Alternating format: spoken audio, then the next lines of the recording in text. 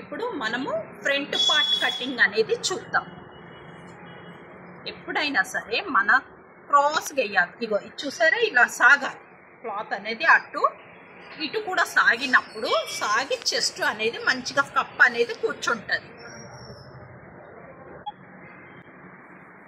ఎప్పుడైనా సరే ఇది సమోసా రాగా అనేది రావాలి. మనకి వచ్చినప్పుడు టోటల్ క్రాస్ అన్నట్టుగా తెలుస్తుంది. ఇప్పుడు కింద నుంచి ఒక 2 ఇంచెస్ మనం మైనస్ చేసి ఫోల్డ్ చేసుకోవాలి. బెల్ట్ కోసం అని ఈ 2 ఇంచెస్ మైనస్ చేస్తాం. ఇగో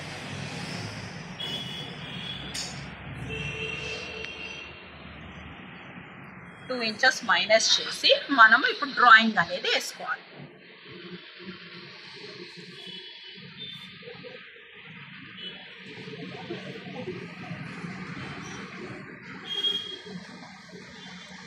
ఇటువైపు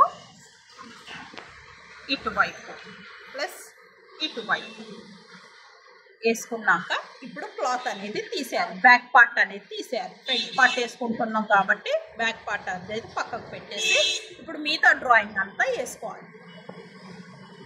ఇప్పుడు మనము ఇది స్క్వేర్గా గీసుకొని ఈ రౌండ్ అనేది వేసుకోవాలి.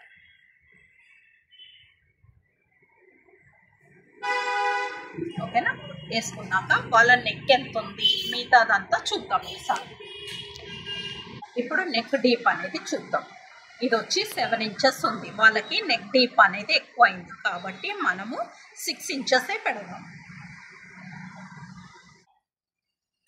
ఇది అనేది నెక్ అనేది ఇలాగెళ్ళి రౌండ్గా ఇలాగనేది రావాలి.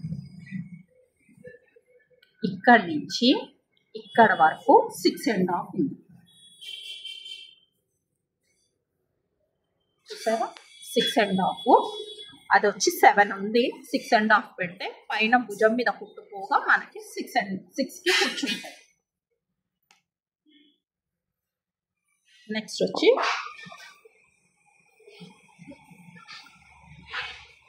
ఉక్స్ ఉంది. ఉక్స్ వైపు నుంచే మనం చూసుకోవాలి. ఇది ఎంత ఉందో అంత పెట్టుకొని ఎక్స్ట్రా ఒక 1 ఇంచ్ అనేది ఎక్స్ట్రా పెట్టుకోవాలి. ఎందుకంటే పైన కుట్టుకి కింద కుట్టుకి ప్లస్ డాట్కి ఈ మూడింటికి మనం ఎక్స్ట్రా 1 ఇంచ్ అనేది పెట్టుకుంటున్నాం.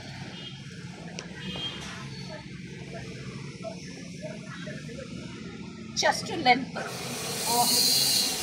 షోల్డర్ నుంచి చెస్ట్ డాట్ పాయింట్ దాకా పెట్టుకోవాలి. ఇగో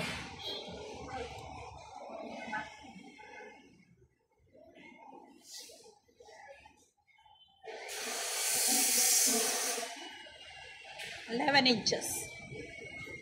తర్వాత ఇక్కడి నుంచి ఇక్కడికి ఒక లైన్ వేసి తర్వాత ఇది అనేది దీంట్లో కలుపుకోవాలి. లేదు అంటే అది కూడా చెక్ చేసుకోవచ్చు ఒకసారి. మనం ఇది ఎలాగుంది అంత ఉందో లేదో అనేది చెక్ చేసుకోవాలి. అనేది చూసుకోవాలి మనం. ఇదంతా మార్కింగ్ అయిపోయినాక చెస్ట్ లూజ్ అనేది కరెక్ట్గా ఉందా లేదా అనేది ఒకసారి చెక్ చేసుకోవాలి. ఇప్పుడు కటింగ్ అనేది చూద్దాం.